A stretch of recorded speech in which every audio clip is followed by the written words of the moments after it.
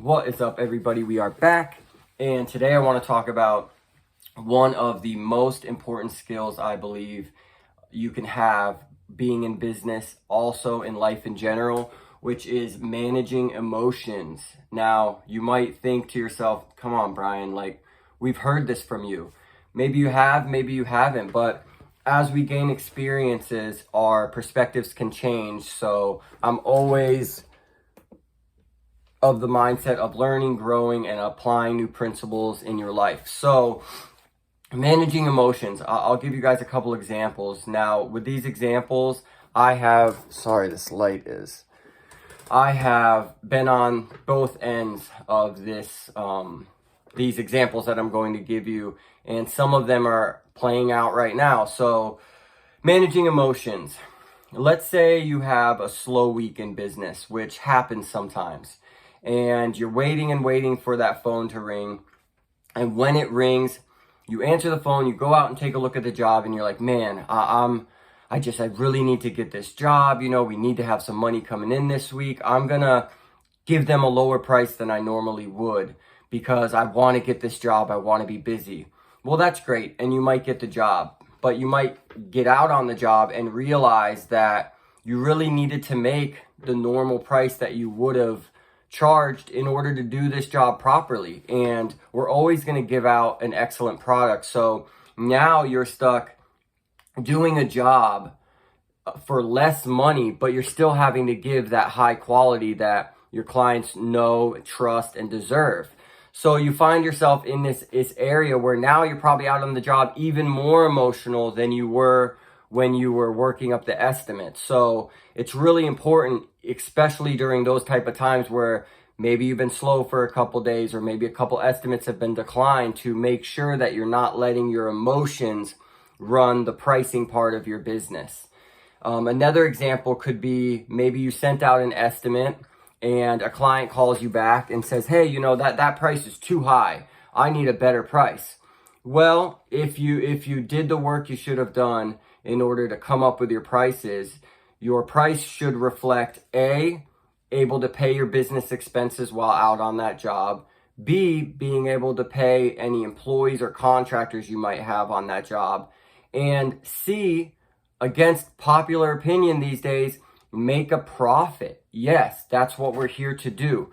We're here to make a profit and provide for the people, for our business, for the people within our business, also our families, as well as looking forward for growth of your business. And in order to do those things, you have to make a profit. So when that person calls you up and says, hey, this price is too high, we've got to do better, if you're in a state of emotion, if you're in a state of reacting instead of responding, you might downgrade your price. You might, there's always room for negotiation, but negotiation doesn't sound like, hey, your price is too high, give me a better price. That's not negotiation.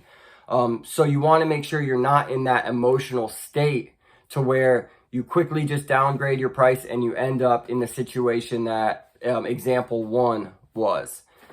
So those are two good examples of how you need to manage your emotions while in business in terms of pricing, and in terms of dealing with clients having to do with pricing. But that's not the only area of business that you need to manage your emotions. You need to also manage your emotions with your employees. You know, situations can happen within your business, just like last week when my technician got rear-ended. That was no fault of his own, but if I came there, I got emotional, then the next day because our truck is banged up, I'm still emotional, I'm angry, he's going to feed off of that. And your employees often look to you to lead while on the job, and you cannot lead with emotion. It's just never going to be a great outcome. You have to be able to manage those emotions and deal with them, and also produce in a calm, effective manner. As well as when we're on a job, you know, as handymen, we are called to solve problems. And when we get on the job, it's not always step A, step B, step C. Sometimes it's step A, step B, take a step back to A, change something up, B, C, D. Oh, now I'm back at C and B, changing things up. You're learning as you go. And if you allow yourself to become emotional, Your employees are going to feed off that. You might make a decision on a job that you normally wouldn't make, and it's not going to produce the type of outcome that you're probably looking for. And I just truly believe that mastering your emotions is going to help you move forward in your life. Like, you can't, Alan Lee of the Handyman Journey always says where you got to where you are with the skills that you have. But to get to where you're going to go, you have to develop more skills.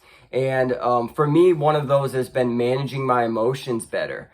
And it's something that I'm constantly working on. And as I become more aware of my emotions, as I recognize certain patterns that do not serve me, I become better. And when I become better, I'm better for my employees, I'm better for my business, and I'm better for my family at home. So managing emotions today is something that's on my heart, on my mind, and I want to make sure that I recognize it, which is why I do these videos, and hopefully I can help somebody else maybe recognize that and avoid some of the pitfalls that sometimes we go through in business. So, like always, like this video so other people can find it. Leave me a comment of some ways that you deal with your emotions in a healthy manner while out on the job. And like always, hit that subscribe button. I think we're at like 450 subscribers, which is absolutely insane. We are halfway to 500. So hit that like button, hit subscribe, and when we get to 500 subscribers, I will go out in my community